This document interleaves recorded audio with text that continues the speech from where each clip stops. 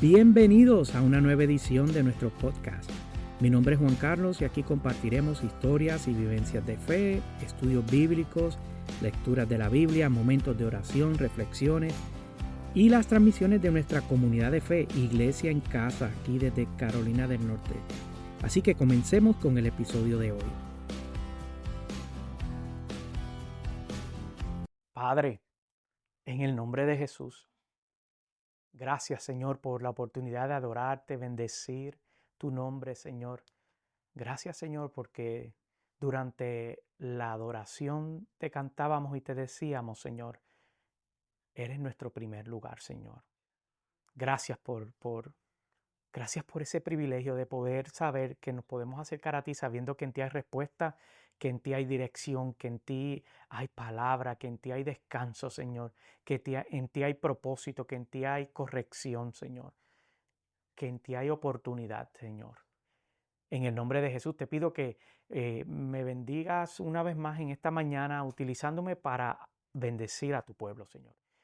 Gracias por aquellas personas que prestan sus oídos a mis palabras, Señor, para compartir, Señor, aquello que entiendo, Señor, que quieres hablarnos en el día de hoy.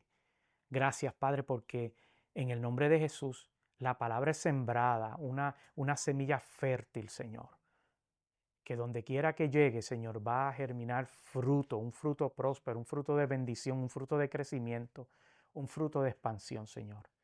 Gracias por el privilegio, Señor, de adorarte y de poder acercarnos a ti confiadamente. En el nombre de Jesús yo te doy gloria y honra. Amén y amén. Aleluya. Comienzo haciendo una pregunta un tanto retórica que dice que si alguna vez tú has sentido que estás haciendo muchas cosas para Dios, y aquí va a sonar como un poco contradictorio, pero aún así sientes que hay algo desconectado. Como que sirves, vienes a la iglesia, vienes a las reuniones de fe, estudias la palabra, pero aún así sientes que no estás tan cerca de Dios como antes, como al principio.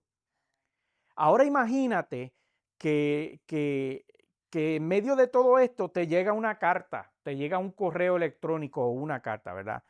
Y es una carta que no está escrita por un amigo, ni está escrita por un pastor, ni por un líder religioso, ni por un líder de ninguna índole, ni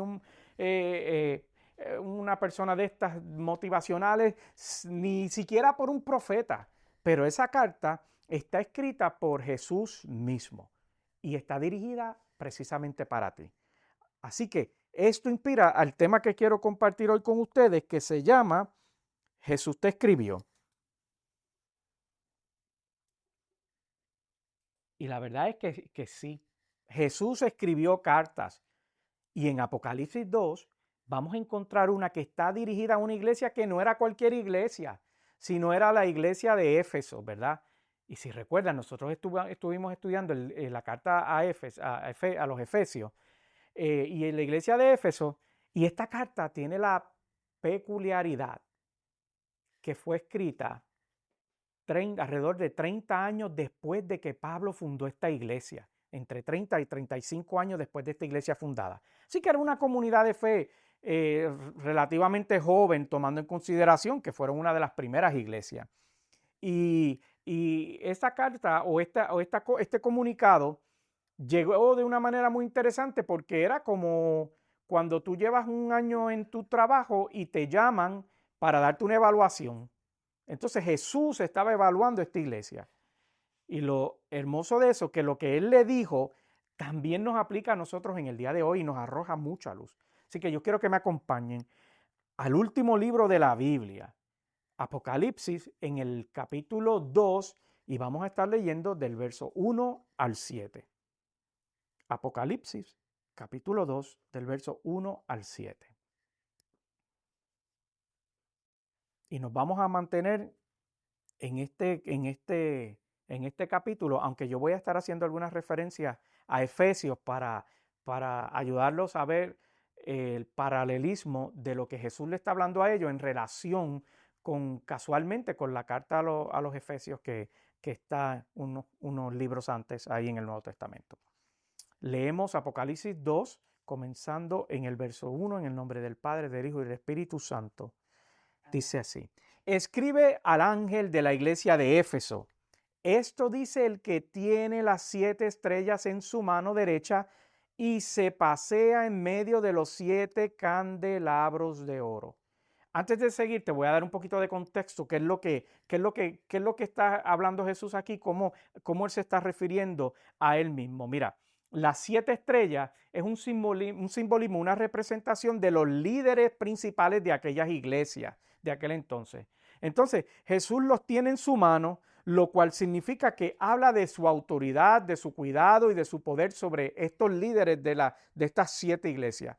Por otro lado, dice que habían los 7 candelabros que representan precisamente ya no a los líderes, sino a las iglesias como tal, al cuerpo como tal, es decir, a nosotros en el día de hoy, al cuerpo de Cristo. Entonces, si volvemos a ese verso 1 y lo leemos nuevamente, teniendo ese entendimiento, nos va a arrojar un poquito más de luz de qué era lo que estaba diciendo. Él dice, esto dice el que tiene las 7 estrellas, refiriéndose al liderato, ¿verdad?, de la iglesia en su mano derecha, y se pasea en medio de los 7 candelabros de oro. O sea, que se pasea dentro del cuerpo, se pasea dentro de la iglesia. Y ahora vamos al cuerpo, al versículo 2, debo decir, cuando comienza su evaluación, si lo queremos llamar así. Verso 2. Conozco tus obras, tu duro trabajo y tu perseverancia. Sé que no puedes soportar a los malvados y que has puesto a prueba a los que dicen ser apóstoles, pero no lo son.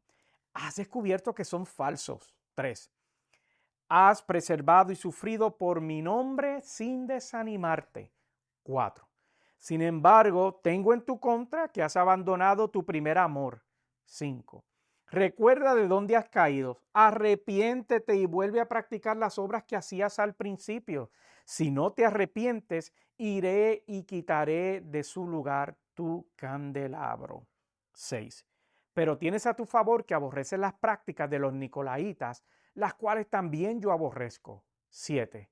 El que tenga oídos, que oiga lo que el Espíritu dice a las iglesias. Al que salga vencedor le daré derecho a comer del árbol de la vida que está en el paraíso de Dios. Si nosotros vamos a descomponer esto que precisamente Jesús está hablando a la iglesia, lo primero que dice en ese versículo del 2, más o menos del 2 al 3, es que Jesús comienza reconociendo lo bueno que han hecho.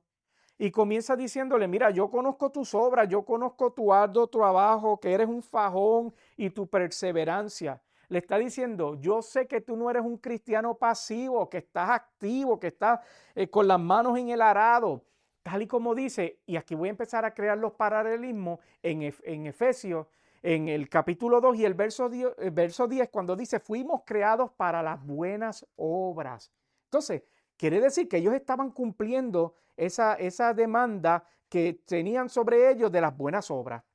Y continúa Jesús hablando y dice, no toleras a los malvados. Y no tan solo te detienes ahí, sino que has puesto a prueba a los falsos apóstoles.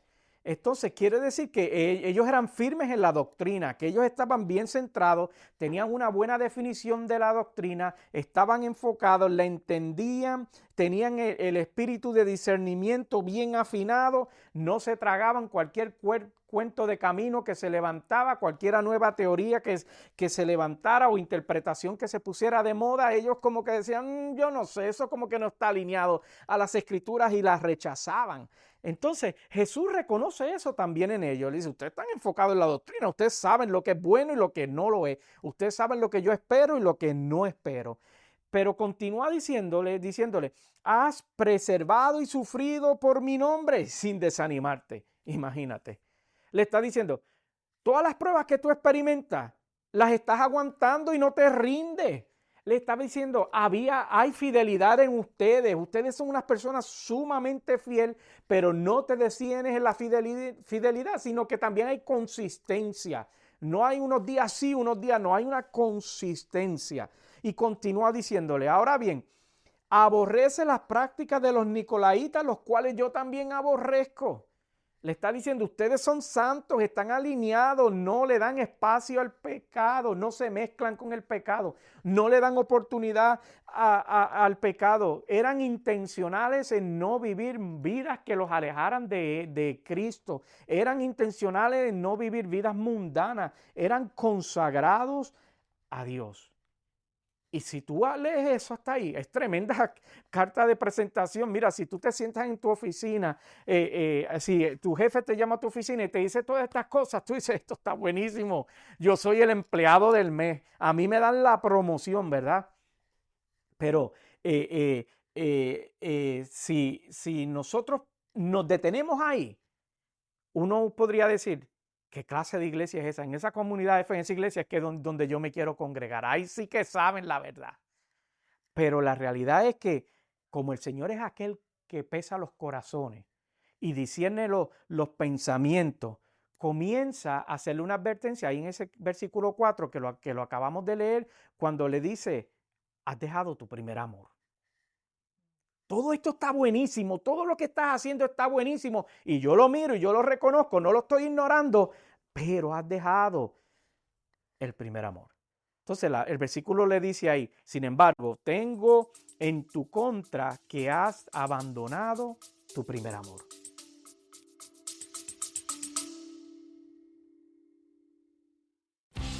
Hacemos una pausa en el episodio de hoy para recordarte que puedes encontrarnos en las redes sociales bajo Pastor Juan Carlos Vázquez. Estamos en la mayoría de las redes sociales y me gustaría conectar contigo. Regresemos al episodio.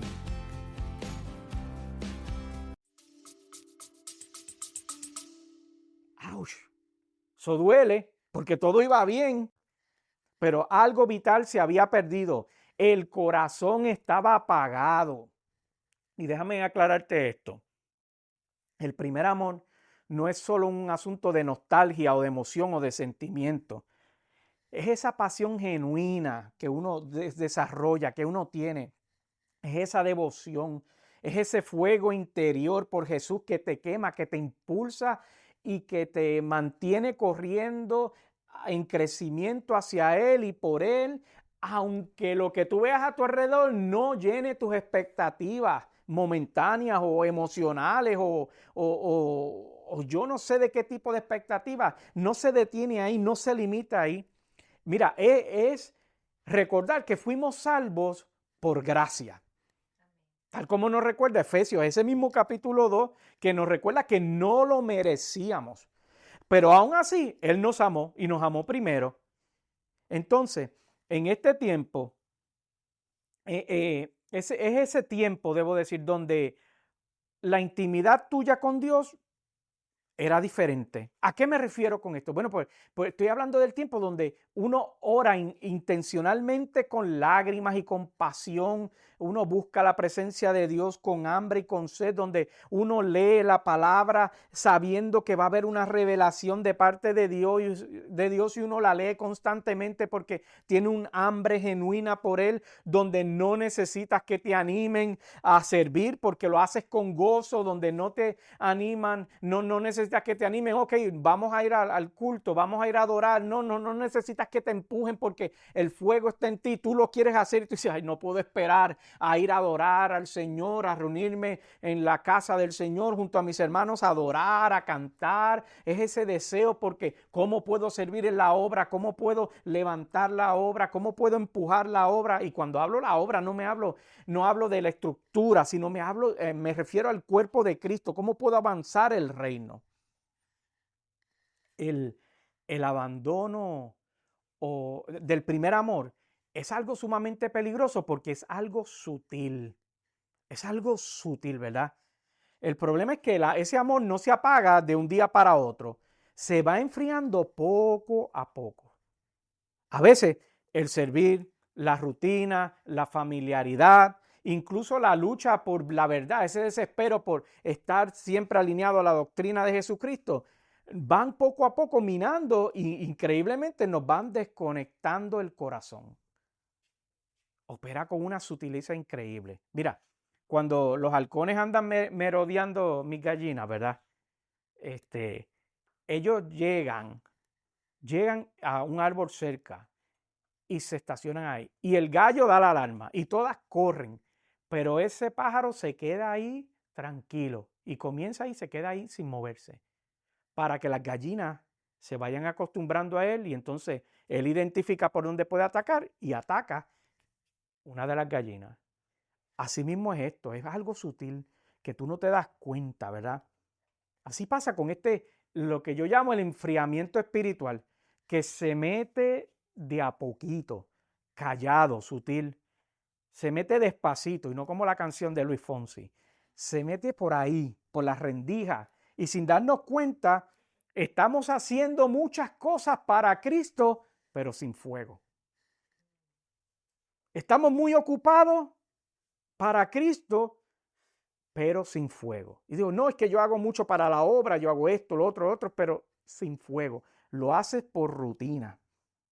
Entonces, ¿pero qué es lo que busca Jesús con esta advertencia que le está haciendo en ese versículo cuando le está diciendo, mira, mi problema contigo es que tu primer amor ya no está? Es precisamente lo que nos revela el principio de ese versículo 5, es una restauración. Porque así opera Jesús. Dios no señala el problema, sino que Él también da la solución. El miércoles que estábamos en un culto de jóvenes que estaba siendo dirigido por unos jóvenes, donde estaban cantando y también predicando, entre ellos estaba Lucián, adiós Isabel, es que te miré a ti, bueno, tú estabas, Lucián estaba ahí, bueno, estaba hablando de los jóvenes, ¿verdad? Llamando las cosas que no son como si fuesen, ¿verdad?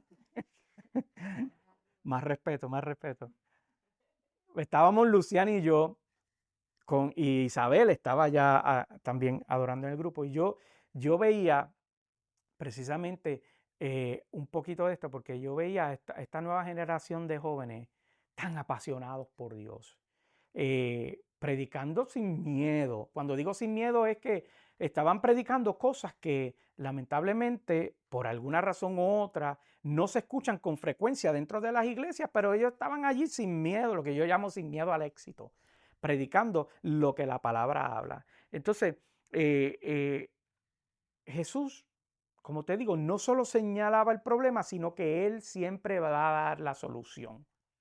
Yo le compartí a Isabel un dato y es que cada vez que nosotros tenemos la oportunidad de predicar, que vamos a hablar sobre cierto problema que podamos estar experimentando como individuo, como sociedad o como comunidad de fe, como cuerpo de Cristo, nuestra responsabilidad no es tan solo identificar el problema, sino que proveer cuál es la solución de acuerdo a las Escrituras, porque Él siempre da la solución.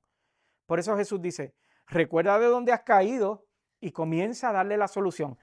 Arrepiéntete y haz las cosas, haz las obras que hacías al principio. Mira el proceso que le está diciendo, que nos está diciendo Jesús ahí. Dice, comienza diciendo recuerda. ¿Qué quiere decir eso? Que hagamos memoria de cómo éramos antes, cómo era nuestra pasión al principio, cómo era nuestro gozo, esa hambre por Dios, por su presencia. A veces el recordar lo que teníamos o lo que éramos nos vuelve o nos provoca alinearnos porque queremos buscar, identificar de dónde fue, en qué parte del proceso fue que perdimos la pasión para ir allí y corregirlo, ¿verdad? Identificar aquello donde comenzamos a sutilmente a esa pasión a ser apagada y decir, no, yo quiero volver allá, yo quiero tener aquello que tenía, que era precisamente lo que Jesús le estaba diciendo. Entonces, la segunda cosa que le dice es que te tienes que arrepentir. Y yo cuando hablo del arrepentimiento no solo estoy diciendo de sentirte mal, como un individuo, sino me refiero a que el arrepentimiento trae consigo un giro, un cambio de dirección. Es decirle al Señor, Señor, yo reconozco que me he enfriado, pero necesito que me ayudes a volver a ti. Necesito que me ayudes a encender esa pasión nuevamente por ti. Y luego le dice, haz las primeras obras. Entonces le está diciendo, vuelve a hacer lo que hacías cuando estabas lleno de amor, orabas con fervor, ora con fervor, leías la palabra con pasión, vuelve y lee la palabra con pasión, servías con gozo y alegría, pues entonces sirve con gozo y alegría. Le está diciendo, hazlo otra vez como al principio, pero asegúrate que esta vez no lo hagas como una rutina, sino con un amor renovado que tenga, que tenga un fruto que muestre que es un amor renovado, que no es que estás viviendo una rutina, sino lo estás haciendo con pasión. Y luego de darle la solución, Él les hace una advertencia seria que nosotros no podemos ignorar.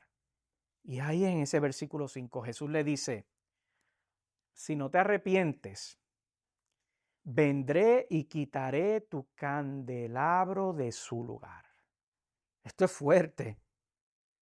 Esto es fuerte porque le está diciendo, si tú no te arrepientes, si tú no cambias esto que te estoy diciendo, voy a apagar tu luz, vas a perder tu luz. Le está diciendo que no es que yo no quiera que las personas tengan un corazón correcto, es que yo no quiero a nadie obligado aquí. Le está diciendo, si tú me sirves a mí por obligación, no te quiero, no te necesito. Si tú no tienes la pasión por servirme a mí, por mi obra, no me interesa lo que tú tienes que ofrecer. Porque el deseo de Jesucristo es que todos disfrutemos el servirle a Él. Amén. Y lo hagamos con pasión, con alegría, con plenitud. No es que te va a eliminar del cuerpo. No, lo que le está diciendo es que tú puedes seguir funcionando como iglesia, pero sin presencia. Y funcionar como iglesia sin presencia, como que acá entre tú y yo es como una pérdida de tiempo. Podrás seguir en las actividades que tengas planificadas, pero sin fruto. Sin fruto. Jesús le dice, si no te arrepientes, vendré y quitaré tu candelabro de su lugar. Y tú y yo sabemos que Jesús viene pronto, así que nosotros no nos podemos dar el lujo de vivir una vida espiritual tibia. No tenemos espacio para eso. Entonces, en su evaluación, cuando está evaluando, cuando nos está evaluando esta iglesia y por consiguiente a nosotros, Él cierra su carta en ese versículo 7 con una promesa final. Él le dice, al que salga vencedor, le daré derecho a comer del árbol de la vida que está en el paraíso de Dios. ¿Qué clase de promesa? Para aquel que decida volver al primer amor, para aquel que decida no tan solo volver, sino operar en el primer amor, hay una promesa de vida eterna, hay una promesa de comunión plena y hay una promesa de recompensa eterna. Entonces, concluyo con esto. Entiende esto. Jesús valora tu servicio. El Señor valora tu fidelidad. El Señor valora tu firmeza doctrinal. Pero más que todo eso, Él está interesado en que tú tengas un corazón enamorado de Él. El servicio, la fidelidad y la firmeza doctrinal es importante, pero Él lo más que le interesa es que tu corazón esté enamorado de Él. Porque si tu corazón está enamorado de Él, todo lo demás fluye sin problema. Porque es posible uno estar ocupado para Dios y haber perdido la intimidad con Dios. Y cuando eso ocurre, estás perdiendo tu tiempo. Así que concluyo preguntándote otra pregunta retórica similar a la que hice al principio. ¿Cómo está la temperatura de tu amor por Jesús hoy? ¿Estás apasionado o estás yendo a través de los movimientos? Si es que te has enfriado, mira, no te condenes, solo escucha la voz. Y lo que nos está diciendo hoy que recuerda, arrepiéntete y vuelve. Él no está empujando lejos, al contrario, nos está llamando a acercarnos a Él, a estar cerquita de Él. Así que puestos de pie, por favor. Y ahí cierra tus ojos por un momento, porque hoy es un buen día para volver. Hoy es un buen día para pedirle al Espíritu Santo que reavive esa llama del amor en nuestras vidas, que la encienda, que la encienda. Hoy es un buen día para decirle, Señor, mira, puedes restaurar mi vida, puedes nuevamente encender esa pasión, porque me distraje, porque la sutileza llegó a mi vida y ocupó un espacio que te pertenece a ti. Y comenzó a minar mi fuego y comenzó a apagar mi fuego. Padre, en el nombre de Jesús, gracias. Gracias por lo que le dijiste a esa casa en Éfeso, para esa comunidad de fe, porque también nos aplica a nosotros, Señor, porque puede ser que nuestro primer amor ha sido lacerado, Señor. Pero hoy tú nos vienes a recordar que tú más interesado que te sirvamos, que sepamos doctrina, que sepamos lo que tú esperas de nosotros, que sirvamos desesperadamente o estemos en rutina. Tú estás más interesado en que estemos apasionados por ti, Señor. Yo te pido, Padre, que nos perdones si no estamos viviendo vidas apasionadas por ti. Y te pido que despiertes en nosotros ese deseo y esa hambre por ti, por tu presencia, por tu dirección. En el nombre de Jesús nos entregamos a ti, depositamos nuestras vidas a ti. Te pedimos perdón por haberte fallado y por habernos desenfocados. Espíritu Santo, gracias por tu amor. En el nombre de Jesús yo te doy gloria y honra, Padre. Amén y amén. Aleluya. Santo Dios. Hasta aquí este episodio de hoy, esperando que te haya sido de mucha bendición. Recuerda que puedes dejarnos un comentario o enviarnos algún mensaje. Para nosotros es un honor y un privilegio que hayas sintonizado en el día de hoy.